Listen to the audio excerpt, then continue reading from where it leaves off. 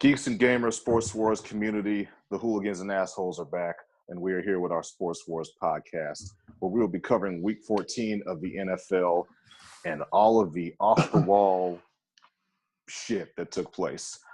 I'm being joined by my cohorts, Aaron Morris and Mr. John Morgan. How are y'all doing tonight? I'm good, man. I'm good. I appreciate y'all having me on for another week. Ready to hit the restart button on this fucking season, man. I can definitely feel that, and I have a very vague idea of what direction Aaron's going in. What is that? Oh, he likes the Bears? Okay. Shit.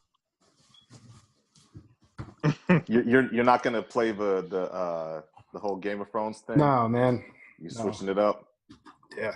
What's up, man? Thanks for having me again. Well, we got a decent amount to unpack between north, south, east, west, just the whole 9 yards. It's going to be a pretty NFL-centric episode. Obviously, the remainder of the we got the whole college football playoff coming up in a couple of weeks, correct? But it's still a while. Yeah. It's still a ways towards off. towards the end of December. So at least the ones that really matter are towards the end of December, first of the year. Right. So all the different bowl games aside from that are a little bit inconsequential. Yeah. Okay. Like I said, the ones that matter are towards the end of the year. Most def. Well, we're going to go ahead and get right into it with the story from Sunday that is probably, like, if you were to check metrics for ratings and how many times it's been mentioned, what's trending on social media, yada, yada, yada, by all measurements, what is now being dubbed as the Miami Miracle is the main thing from yesterday that fucking everyone is talking about. Leading 33-28 with 7 seconds left on the clock, New England proceeded to cough up a 69-yard hook and ladder to lose to Miami 33-34. This play literally took place in 7 seconds. And if you count the amount of time that it took for Ryan Tannehill to make the initial pass, it really took place in 5 seconds. Is this a meaningless fluke, or is this indicative of something more major, considering that the fact that New England has had this long string of misery on South Beach for like the last literally 5 seasons? Let's start with John. Man, honestly, I think it was a fluke. I just think they had the wrong package. I didn't watch the game. Of course, our buddy, Old LaRock, that I sent follow on Twitter, he had a conversation back and forth with another individual asking why Gronk was in on that play. Obviously, it's a Hail Mary coverage, but they weren't even in a position to be able to throw a Hail Mary and get it in the end zone. Right. So LaRock's big ass tank should not have been in there. And he clearly shows why he plays offense and not defense when he tried to get that angle to make that tackle. So I think it was a fluke. And, good on Miami for, winning that game. But Miracle is right. They shouldn't have won that game. Right. Mr. Morris? Yeah, I get why they call it a miracle, just because of the actual, the amazement of a play like that. But, New England has a losing record in Miami with Tom Brady, so it's kind of like has it ever mattered before? I don't know. I'm just not one of those people that every time the Patriots lose a game, I'm like, oh, is this the end of the Patriots? Is the dynasty crumbling? We're probably starting to see the decline of it, sure, but with age and everything setting in, but they always lose in Miami. Fuck them. It's that's just what they do. They lose in Miami. I don't know what it is about that stadium, and it doesn't matter if it's Ryan Tannehill or Jay Cutler or whoever. It's just they just tend to lose down there. you make a good point in terms of the fact that it always seems to follow the same pattern despite who's at quarterback and also despite who the head coach is, because it's been a pretty steady string of different coaching down there. Now, with regard to a game we have coming up, and you guys will see, I am not going to allow the weather to be an excuse. However, New England, a team from up north, going down to heat and humidity in Miami, I feel like the only consistent common denominator is the fact that it is hot and muggy and humid as shit down there. And those dudes aren't used to that kind of climate. Like, they just, in terms of keeping your body rehydrated, keeping your stamina up, I feel like they go down there and it just fucking drains them. I mean, it's almost similar to how East Coast teams, when they go to Denver and they're up in the high altitude, shit just goes awry. As far as whether or not it's a fluke, is it a fluke? Absolutely, it's a fluke, because Miami is an inferior team to New England. I mean, I don't think anyone would try to – I don't think even the staunchest Dolphins fan would try to argue that. But I can't say that it's meaningless either, because as far as the 1 seed goes, the path to the Super Bowl having to go through Foxborough, you can kiss that shit goodbye. Because even if they beat the fucking Steelers, even if they – beat the other pathetic teams in their division, I don't see them catching up to KC at this point. I just don't. I feel like the only thing that would have made it, I'm glad it was Kenyon Drake, a Bama kid that made that play. But wouldn't it have been a little bit funnier if it was Danny Amendola? Oh, yeah. Yeah. I mean, shit. Brandon Bolden is a former dude from that team. Yeah. And he was lighting their asses up.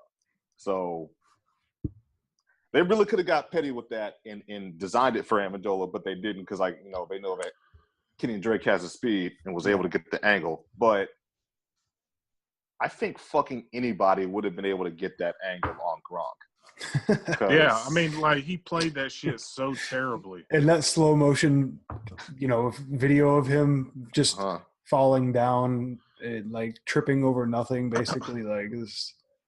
You can. Yeah. That's actually really telling, because the part where he kind of stumbled, he basically tripped over his own leg.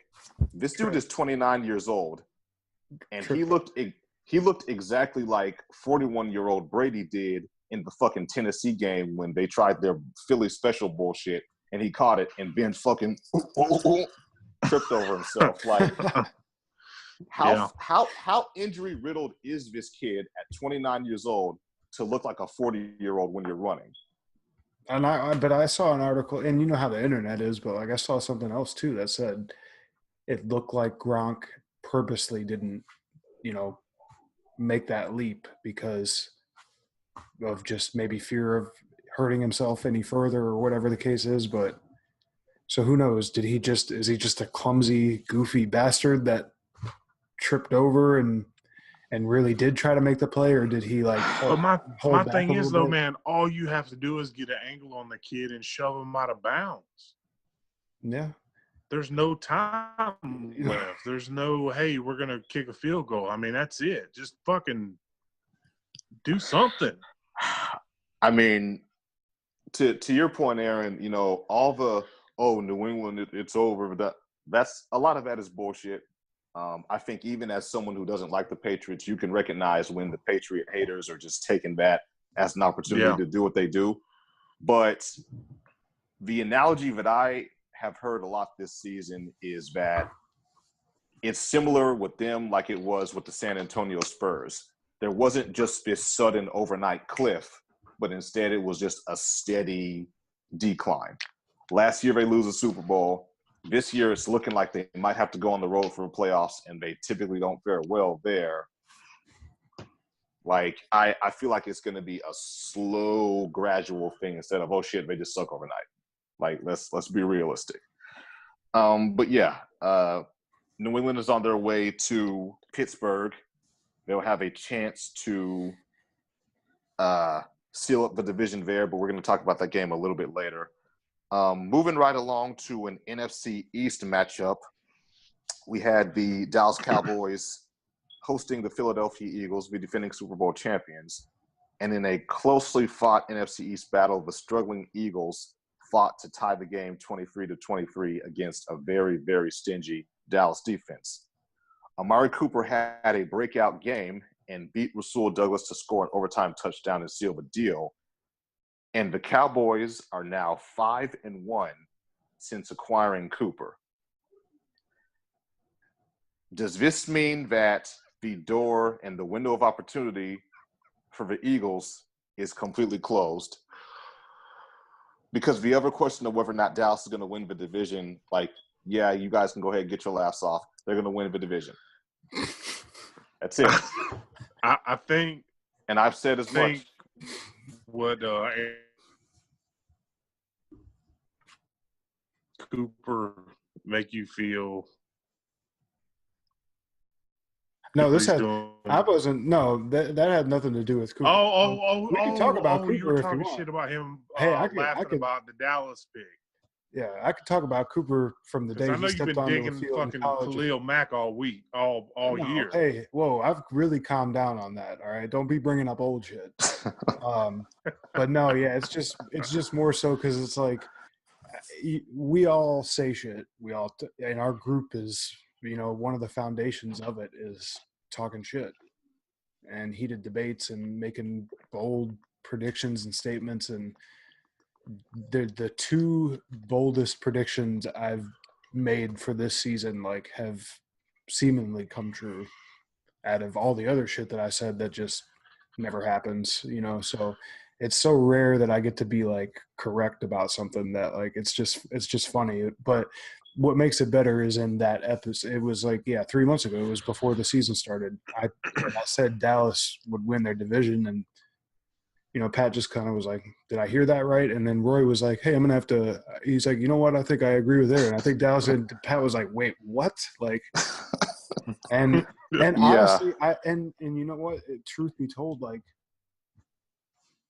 I was just saying it to say it because if you think about it, the cases that you guys have made stemming from the last Super Bowl about the Eagles, about nobody being really afraid of them and – they're not going to have the same squad and their defense isn't going to be as good and all that stuff. So yeah, I'm starting to think, you know what, all those things make sense. I don't think the Eagles are half the team that they were last year. And when you're looking at they're a shell of themselves. Nobody thought with Alex Smith going into the season, nobody thought the Redskins would have that many wins this season that they did with Alex Smith before he went out. No. And the Giants, that's just a fucking who knows what's going on there. But so really, when you think about it logically, Dak Prescott's not great. He's not even fucking sniffing the word elite as far as being a quarterback is. And they have a couple of pieces. They have a great running back. They have a great O-line. But none of us saw that defense come. That defense for Dallas came out of nowhere. No. They came out of absolutely nowhere. And it is what it is right now. So it looks like they're running away with the division. I guess the Eagles still have a shot. They're not done. They're still in the hunt for a wild card. Yeah.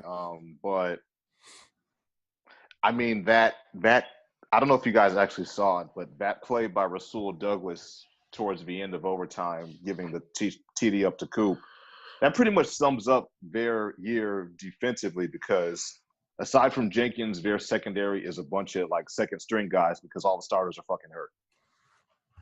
So anyone can pass on them. I even if they did slug their way to a wild card, they're easily a one and done against whoever. Easy. Yeah. Cooper had a fucking game though, man. Yeah, he went off. I don't know if anyone in the group owns him in fantasy, seeing as how he started in Oakland and expectations were low, but shit. If somebody did, they got a steal. Out. They had a steal. Well, let's skip the fantasy talk from this week. Don't worry.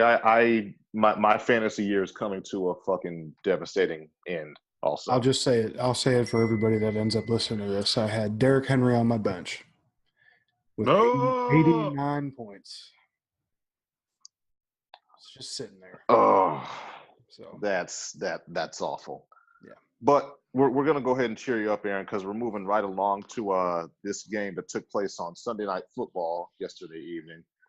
The Los Angeles Rams traveled to the Kings of the North, and in an ugly, interception-riddled slugout, the Rams absolutely failed and faltered and lost to the Chicago Bears 15-6.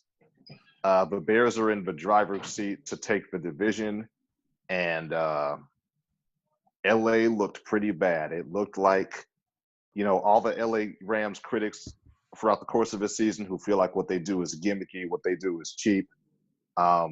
They had some credence to their arguments last night because that shit was not panning out.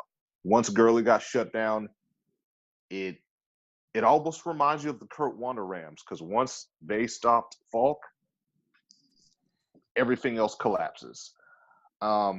Aaron, it wouldn't be right if I started with anybody but you on this one. So what do you think?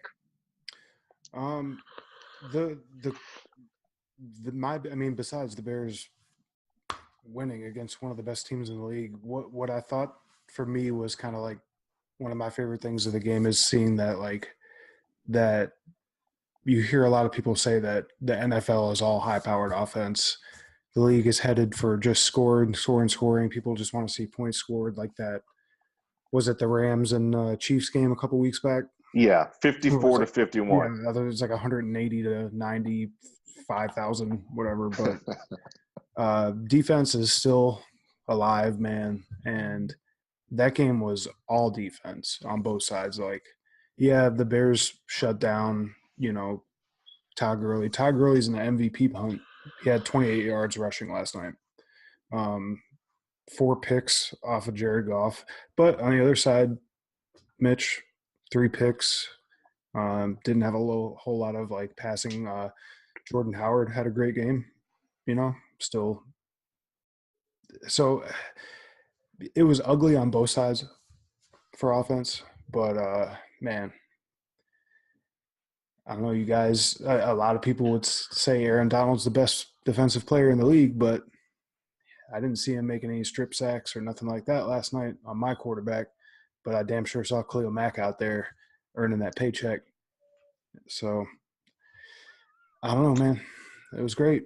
It was a great game. Exciting. 15-6, though. Like, what does that tell you? A Rams game, 15-6. I think that says more than the Cowboys holding the Saints to 10. John, what were your thoughts about that particular matchup? I loved it, man. Last week's show, I said I wanted a defensive game, man, and that's exactly what we got. Like Aaron said, Jordan Howard balled out, but shout out to my dog, Roquan Smith, for his first NFL interception last night. Right. So yeah, I mean, I enjoyed it, man. I was hit and miss for the first. I think I missed the first quarter, but I was pretty dialed in, for the second half mostly. So it was pretty good, man. I liked it. Nobody expected this from the Bears. No. I honestly, I didn't pick a winner last night on our Facebook group, but I did, take a shot at Aaron on Twitter and pick the Rams to win this. And I honestly wasn't expecting the Bears to hold them to 6.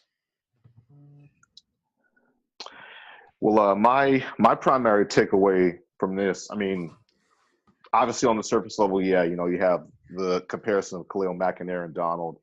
My 2 takeaways were, 1, Tariq Cohen is a baller, like straight up. And 2, I know that Sean McVay kind of has, the lane of the young, new, innovative, flashy coach and the guy who is really creative in terms of his scheme and his play design and all that good stuff. But I would argue that Matt Nagy offensively is doing more with a whole lot less. And just the balance of the game between obviously the defense being what it is, but also doing enough from a point standpoint to keep it comfortable, because it never felt like the Bears weren't in control. And against, a team like the Rams who is used to scoring 14, 21, 28 points in like over a course of 10 minutes, that says a lot. I think it's a no contest for the Bears to take the division, and everyone else they're just looking down from the nosebleeds at this point. Just think, man. This is the first year of this new Bears team. Yeah. Year one, man. We had 5 wins last year.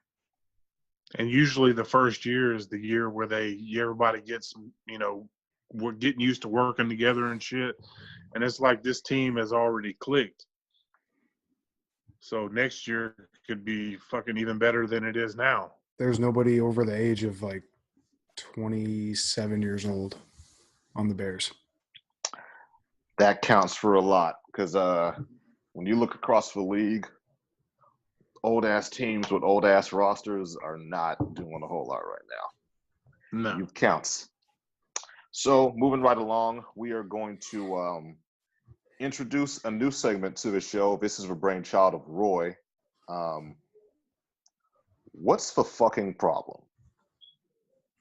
More specifically, in this first edition of What's the Fucking Problem, the Pittsburgh Steelers, one of the iconic franchises of the AFC, a franchise that has 6 total Super Bowl wins, more than anyone else, have lost 3 straight and have now been swept by the entire AFC West after losing to that team in Northern California. And the Panthers, after a hot 6-2 start, have taken 5 L's in a row, the most recent of which to the Cleveland Browns. The reformed Cleveland Browns, but nonetheless the Cleveland Browns that won 1 game in 2 years under Hugh Jackson.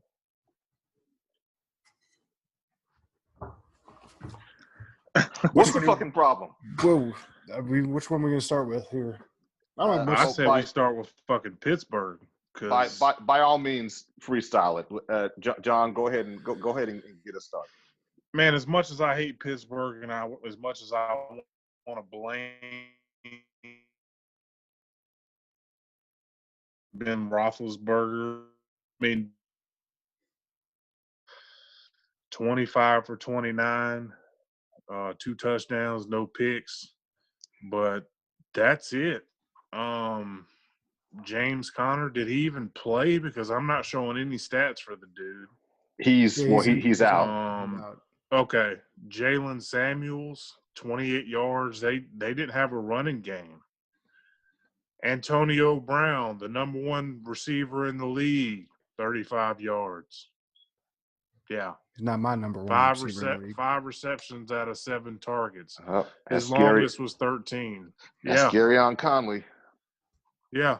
I think the best part of this game was Juju Schuster. I was going to say, Juju crazy-ass catch. He had himself. Yeah, he had 130 yards, 2 touchdowns, 8 receptions out of 12 targets. That kid is a monster. And that's it, yeah. And, to go back a couple episodes from what I heard from Undisputed, they've got some fucking receivers, bro. And Juju Smith-Schuster shows that all you got to do is throw it in his direction. He'll make a play.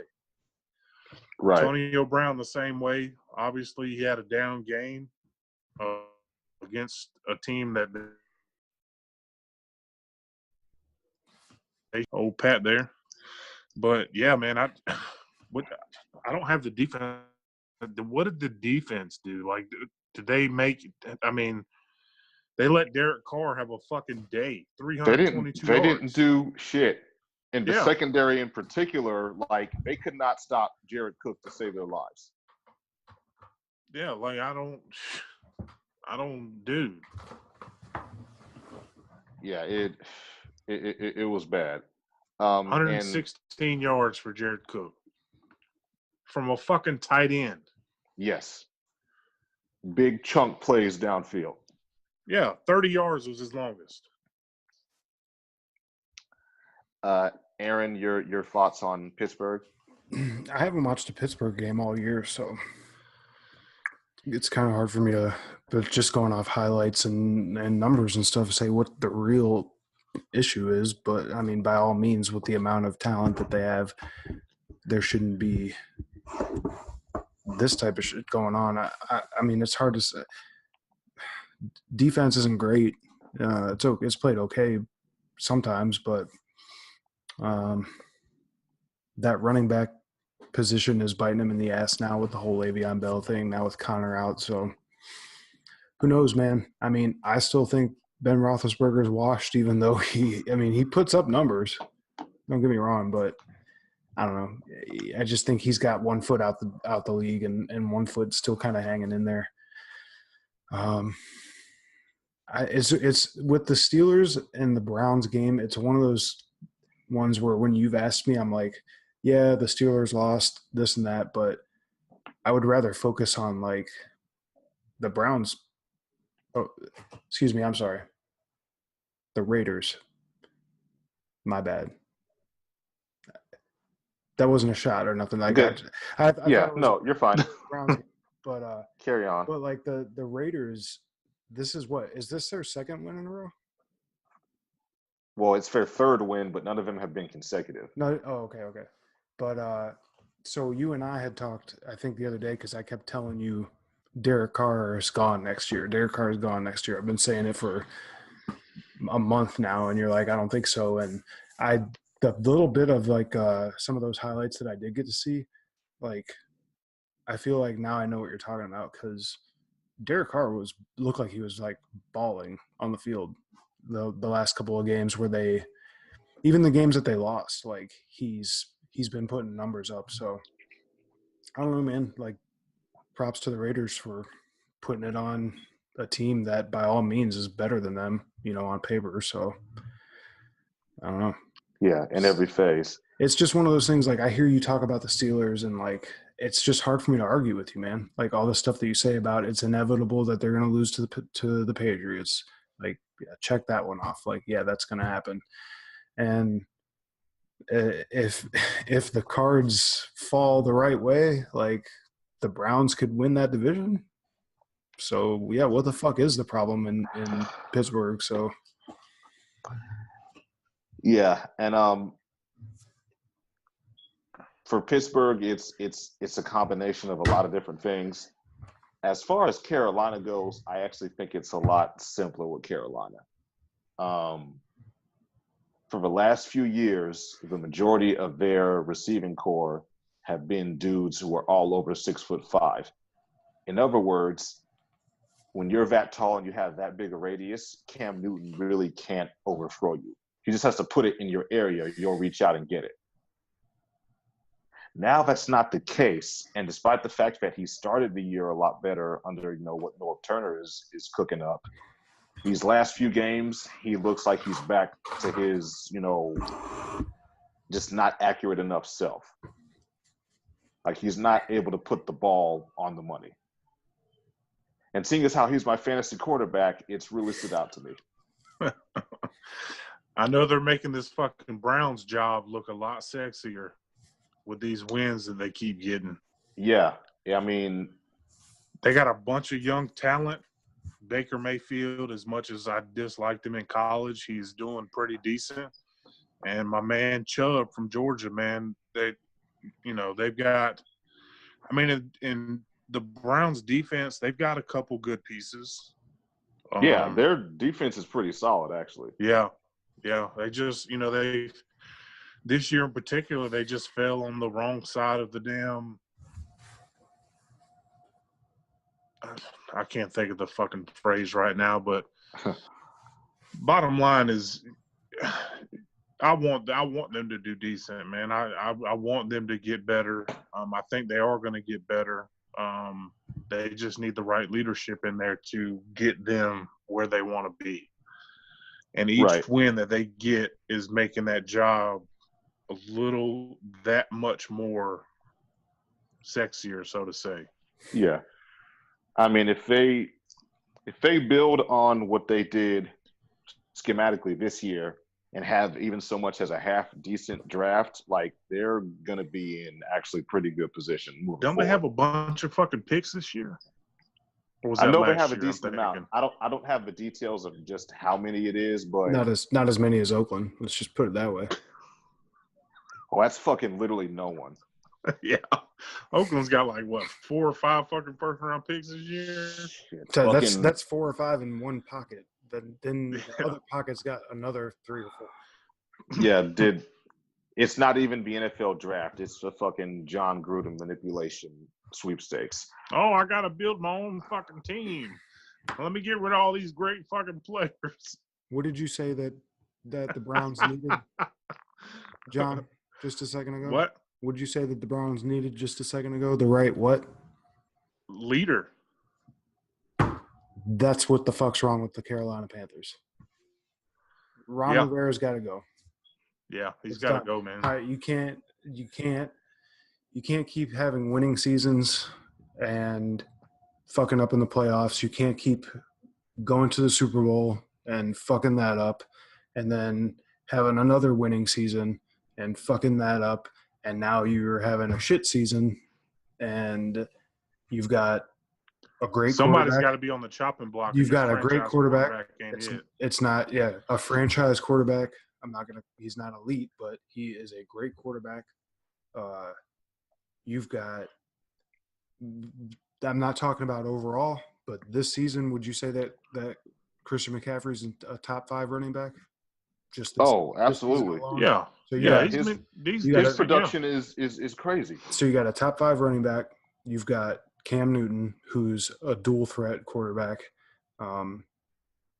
You've got DJ Moore, a rookie that is on the same level talent-wise as Calvin Ridley, one of those type of rookies. Unfortunately, Greg Olson's probably done for the rest of his life. Yeah, I mean, they need to go and shop for another tight end. They do. They've got some pieces on defense. I know that the defense has taken what's the term I'm looking for? They've just kind of fell off a little bit from what they once were. I mean, the Carolina defense, it's not a unit that has a bunch of like superstar names and recognizable figures. Like you kind of have to do a little bit of research. I'm sorry, dude, but you still got fucking Julius Peppers on your team. That motherfucker needs to hang those cleats up. Greg Olsen needs to hang his cleats up. Luke Kuechly's okay, right, when he's healthy. He's another motherfucker that stays hurt. Right. Because he wants to hit everybody doing fucking 90 miles an hour with his goddamn head. So to me, well, shit. I mean, a second ago, like Aaron, you made the comparison of how young the Bears' defense is, and I made the comment of how well a lot of teams with older rosters really aren't doing much. Perfect fucking example is Carolina. Julius Peppers is like in his late fucking 40s or some shit. Like, yeah. I'm sorry, I've got personal issues with Julius Peppers. Fuck him. But they're in need of a major reset is really what it comes down to. And then on offense too, like I'm glad that they went out and got DJ Moore. Like I really can't wait to see like what that kid can actually become, because I do think he's super talented, but it's the same problem that they've had pretty much Cam's entire career in Carolina. You can't just have one receiver. No. You can't have one decent to like good to really good receiver in that talent level. You have to have like an equal or slightly lesser talented receiver on the other side of the field. You have to give the dude more options, man. It can't just be Christian McCaffrey and Cam Newton either passing the ball to Christian McCaffrey or handing it off to him, or Cam just running it himself. Like John said it last week, I think, right? Didn't you? Like Cam Newton seems like a guy with no backup plan. Like he has no backup plan. It's a setup that's really not sustainable and is increasingly outdated, like in this new, like high flying, high powered, offensively biased league. And like, for instance, we all know how fucking Kelvin Benjamin went. Like he's at a Golden Corral in Kansas City right now. The last time Devin Funchess looked elite was against Malcolm Butler against the Patriots last year, the same guy who ultimately got benched in the fucking Super Bowl. So that lets you know how good that fucking secondary Yep. is. When he goes up against a half decent secondary, he fucking is just this big, tall, slow dude. Like they got to revamp it, and I wouldn't be surprised if Ron Rivera goes. But if they do get rid of Rivera, I think they need to keep Norv Turner because he did have Cam throwing the ball more accurately, at least to start the year. But yeah, those two teams, particularly the Steelers, since they're still kind of in contention for taking their division, they better get shit figured out. And moving into week 15, we covered all the major events of week 14. There was some other stuff that took place, but not in terms of having direct implications for the postseason. We're going to start with the upcoming Thursday night football game. The Chargers at Kansas City. It was real funny watching Kansas City and New England towards the end of their respective games yesterday, because it looked like New England was going to win and Kansas City was going to lose, which would have given New England the 1 seed. And the exact fucking opposite ended up happening. So now the 11-2 Chiefs are hosting the 10-3 Chargers. And this looks to be one of the standout matchups of the entire year. LA, San Diego, wherever the fuck, at Kansas City. How do you guys feel? Let's start with John. They're going to lose, LA. I think Kansas City, man, Mahomes is having an MVP year. And there's been a lot of teams that have lost to Kansas City because of what Mahomes has done. And you know who else is going to lose to Kansas City? The Chargers. You can book it. You can book it, pin it, do whatever you want to do. Take a picture. I don't give a fuck. It's a done. So in your mind is done deal.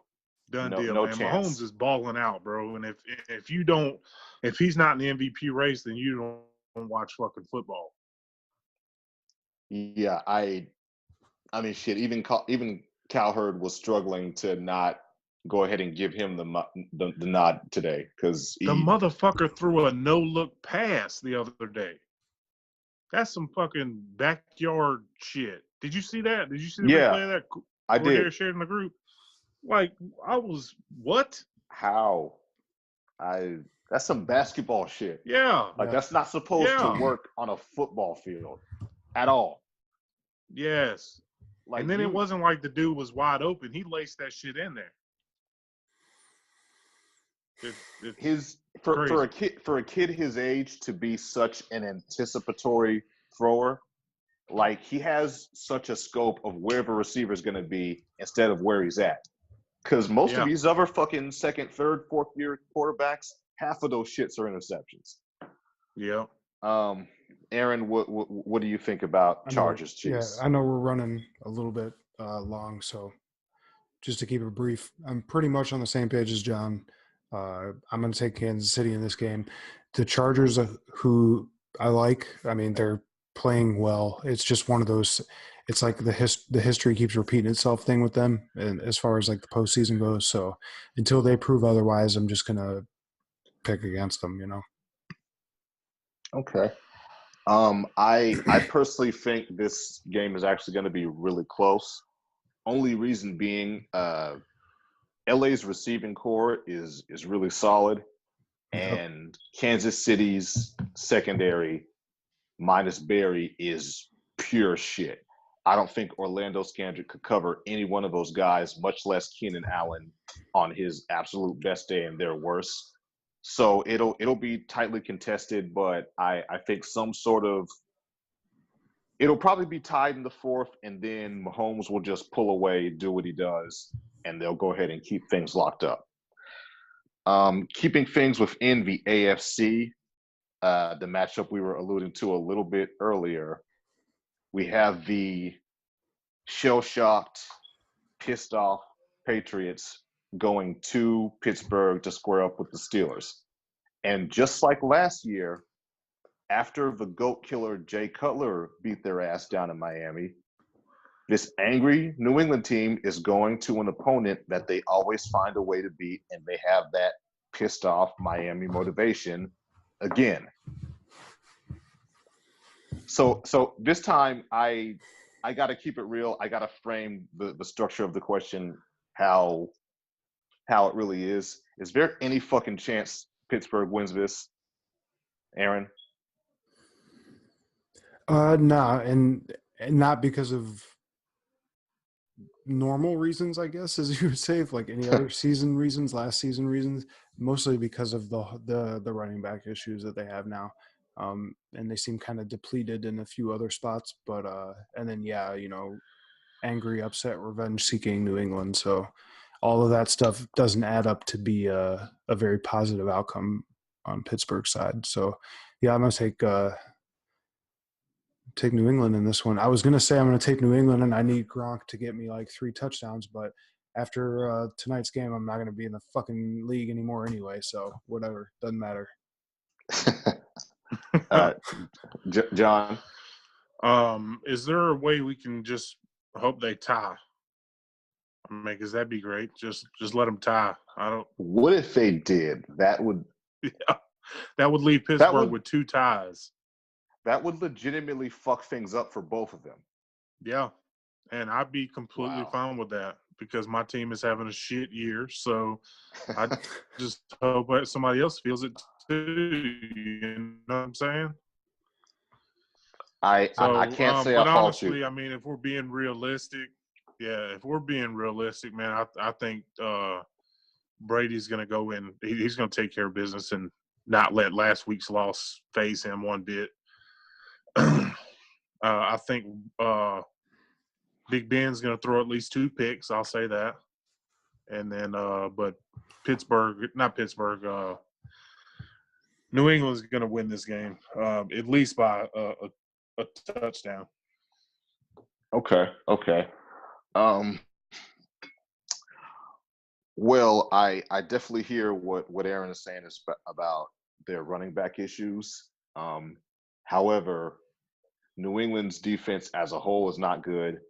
Their run defense in particular has not been great. I mean, they got lit up by a 35-year-old Frank Gore.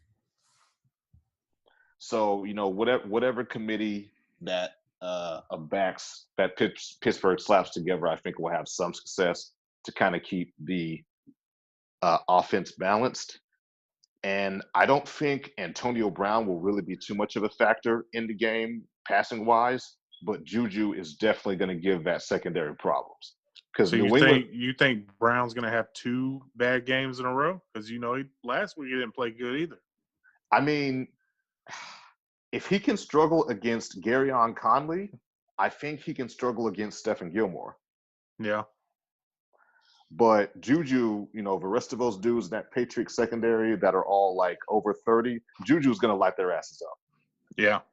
But it won't matter because Brady is probably going to get them up 14 points in the first quarter. That's it. Don't get me wrong. Between the two, I would much, much, much rather see Pittsburgh win. Like I criticize Pittsburgh a lot, but I don't really actively dislike them. I think I'm just objective about them.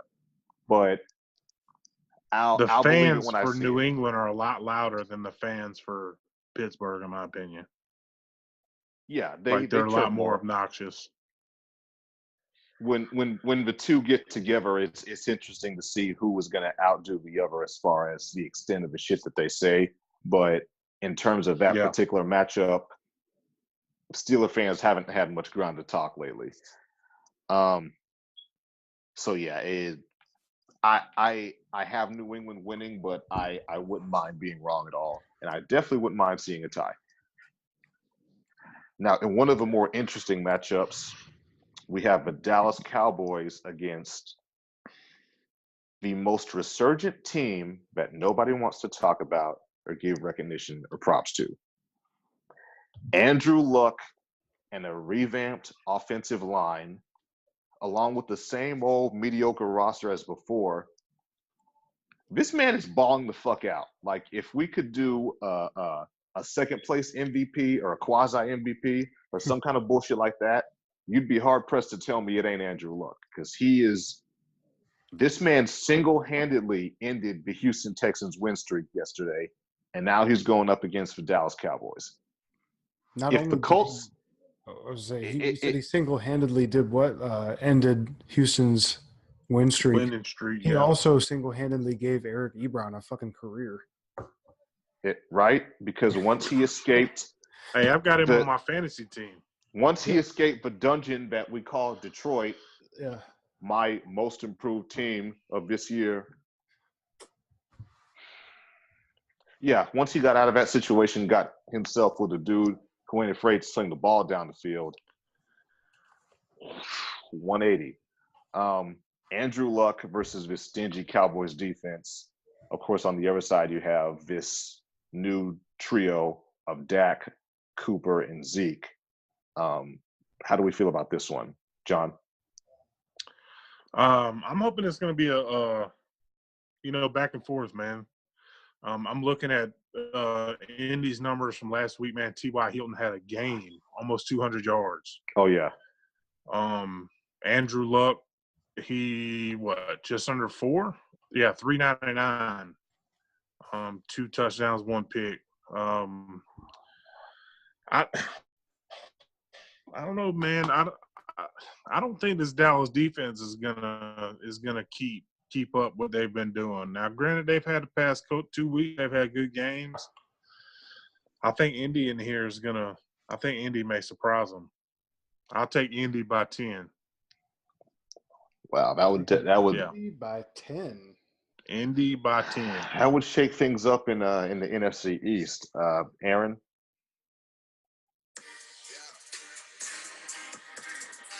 Oh my God. We them boys. I'm taking Dallas. Sticking with my pick. Although I think that this is a game that they could easily lose to Andrew Luck. Colts are playing great. I think that this Dallas defense is way better than I ever imagined they would possibly be this season. And they're young and they're hungry.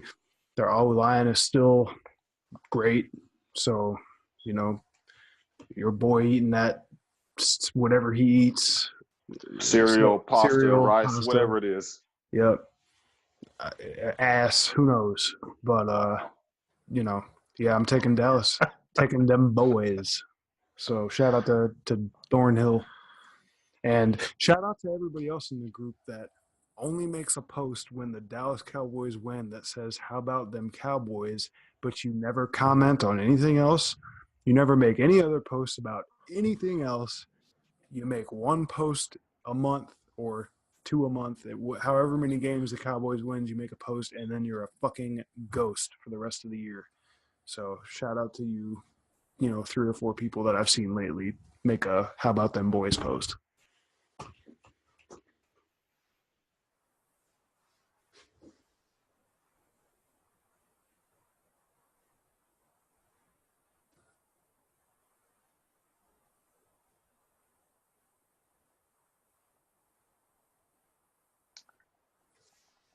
Aaron, you back? Yep. You froze Can you up hear on me? us there, buddy. I think the Cowboys hacked your feed, bro. Oh, man. See? Yeah, you were talking shit about the people that never made comments only when the team lost. So how about when this gets posted, we tag the motherfuckers in it? You didn't hear any of that? That was an epic shout Yeah, it was, man. It was getting epic, and then we realized you froze completely up. Oh, sorry about that. Yeah, I don't know. The internet, so. Right. Whatever. Yeah. No, I was just saying, long story short, you've seen a couple of people in the group post lately, "How about them boys?" And I've never seen them comment, make any other post, nothing. Just a Cowboys win. They show up to say the Cowboys won, and then they're vanished for the entire rest of the year. So salute to those 3 or 4 people. Well, I'm sure we can find some ways to motivate them to just be a tad bit more active. And then last but not least, we have the Minnesota Vikings against the Miami Dolphins, and this is kind of interesting that these two teams are matching up because if you remember, the miracle winning play last year belonged to the Vikings, and the most recent miracle belongs to the Dolphins. And in both instances, both of those teams, after that miracle emotional win, the next game that they played, whatever it was, they just, they shit the bed. And that's what's going to happen here. So do we think that the Dolphins are going to shit the bed against the Vikings? Exactly. They're going to be still fucking celebrating that shit. Yeah, who currently have yet to score 1 point against Seattle. Oh, yeah, I'm watching that too. Yeah, Miami, man, they're still going to be celebrating that damn crazy win against the Patriots. They're not going to win this game.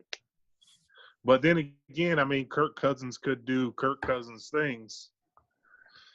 In the words of your brother, the diet water, ice cube, white bread, vanilla, Kirk Cousins is going to go out and be as just generic Raisin Bran boring as possible. Yep. This game is so fucking entertaining. I can barely contain myself. Yeah. Aaron, I'm sure you're going to be a temporary Dolphins fan again. Yeah, man. I hope that fucking Dan Marino comes out of the fucking wherever he is right now and suits up and fucking. I know you didn't just about to say the grave. Like no, he's still I was gonna say the booth, but he's not commentating games, is he? No. Okay, yeah, that's what I thought. That's why I stopped myself. Yeah, I don't know, man. I just obviously want to see the Vikings lose, so I don't know. It's tough to pick. Yeah, I mean, you guys are right. The Dolphins will probably just flop and drop the game, but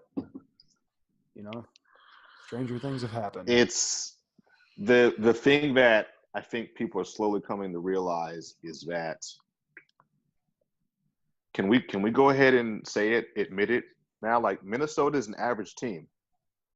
They're not elite. They're not really all that good, but they're not terrible either. They're average.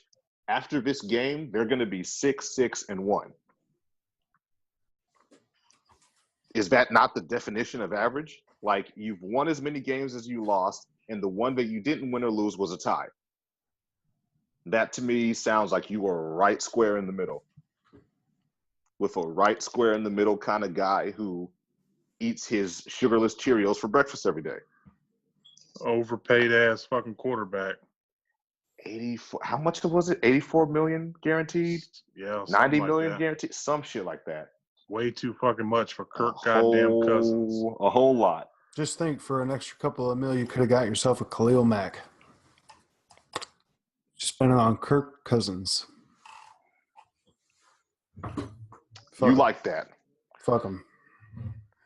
And that's going to do it for our review of next week's games. Roy's not here for the shitty shout-outs, but do we have any general shout-outs, even if it's something that just popped into your head a second ago, fellas? I'll let Aaron take this one first.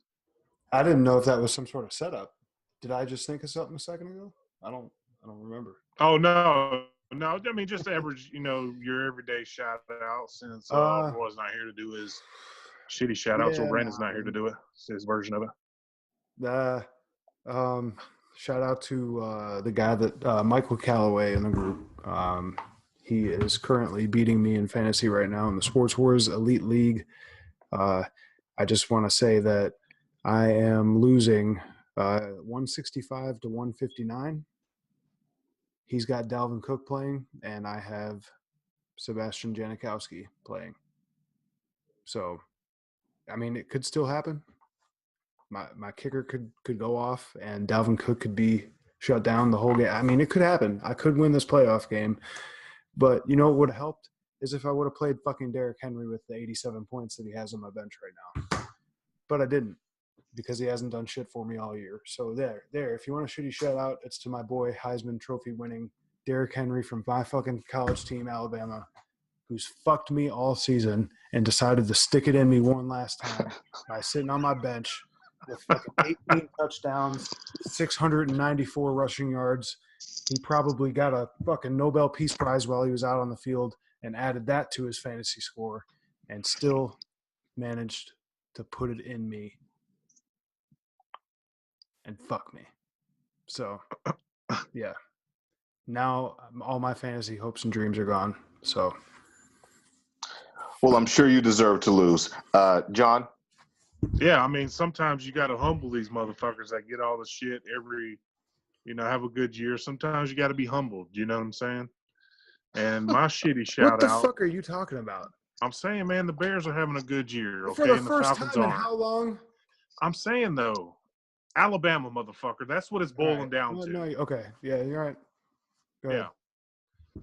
So my shitty shout out will be to the Falcons in honor of Roy. Uh-oh. Yeah. They're Jesus, man.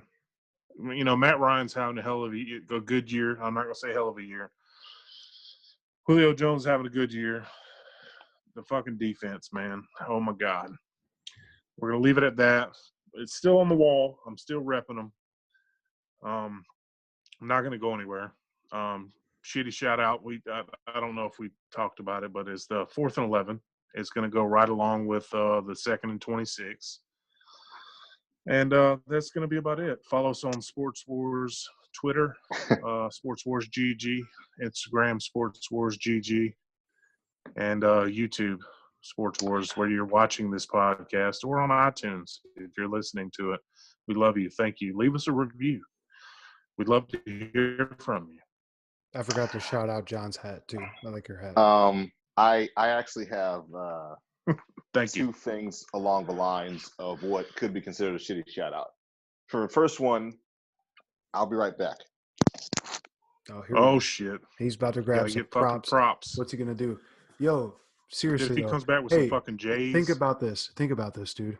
If Dalvin Cook doesn't get any more fucking yards and Sebastian Janikowski kicked a couple more field goals, I could do this. I could fucking pull this off. I've got a feeling. The first shout out, oh God, is to all the individuals who started burning products from a certain company because they were upset with the endorsement of a certain individual. Let me give you all some perspective. I knew it. I fucking knew it. This is the Air Jordan 11 Concord. This shoe retails for $220. Nike manufactured 1.4 million pairs of these shits, and they sold out in 3 hours. Doesn't quite sound like going out of business to me. For all y'all who are lighting it up, firing it up, tearing it up, setting the world on fire. Hey, I don't know who made that post in the group, but that is by far the best. Oh, here we go. Man, shut the fuck up. This guy said, Aaron, that is the best pair of fucking Jordans ever. The Space Jams. Fight me, bitch. Hey, I'll take the red and black ones too. I don't care. You're lucky that we gotta cut this short. Yo, hey, when we start going live on the YouTube channel, we're gonna have a live discussion about what the best Jordan shoe do is. And you will find out that it is the Breads 13s, hands down. I think that's going to be a lot more. It's going to be a lot more contentious than it already is. So that's shout out number one. Shout out number two. Aaron, put the headphones on for people to see. Oh yeah, put them fucking dumpster cans on, motherfucker. These bitch was getting roasted before this shit started with them big ass bitches. The second shout out is to the movie Deuce Bigalow, Male Gigolo, because the famous quote from that movie applies to those headphones. That's a huge bitch. Yeah. Oh my God, dog, them bitches are so fucking huge. I'm crying right now, real tears. And that, folks, that's all we got for you this week. Be sure to like, comment, and subscribe. If you're not a part of our Sports Wars community on Facebook, make sure you join, and we'll catch you all later. In the words of Roy, who's not here, fuck Tom Brady. We'll see you. Peace. Aaron's headphones got their own area code. Shut up, Roy. John, whatever.